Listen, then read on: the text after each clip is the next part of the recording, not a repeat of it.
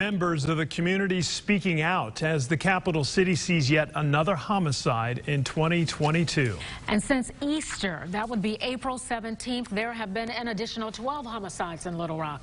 It's a worrisome trend, that has some people wondering what will happen next. Our Katrin Asaf joins us live in downtown with what the data shows after looking at the bigger picture and what those who live here think of the violence. Katrin. Well, Kevin, Donna, with violence happening across the city, city leaders say that this is their primary goal to try and tackle this and stop it from happening. But when you compare the numbers from this year to those of years prior, they speak for themselves.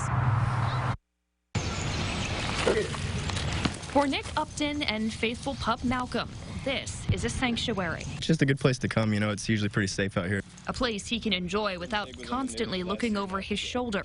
But that's not the case for all of the city. I hear gunshots by my house all the time. A sound those in Little Rock hear daily, with crime scenes popping up across town at an alarming rate. I see a lot more murders and homicides and robberies, you know, on the news. I hear about it all the time. As of May 4th, the city has seen 31 homicides, an alarming number on its own, but even more so compared to years past. In 2021, by May 1st, the city had seen 21 murders. The year prior, only 15.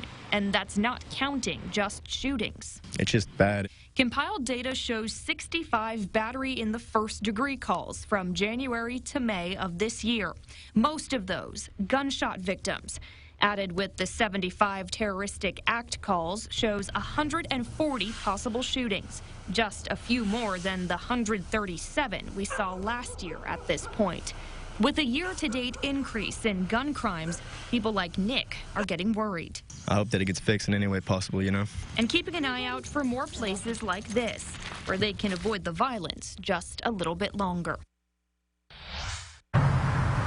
Now, last year we saw a total of 65 homicides in the city. Right now in May, we're just about halfway to that point, and we're not quite at the halfway point of the year. Now, city leaders, including Mayor Frank Scott Jr., have said again that tackling violence is their first priority, and they're making it their mission to do that. Now, of course, they are still thinking of ways to tackle that, but LRPD has told us that minus the 2 homicides that happened today, they have an 84% success rate in making arrests after these incidents. Reporting in downtown Little Rock, Katrin Asaf, back to you.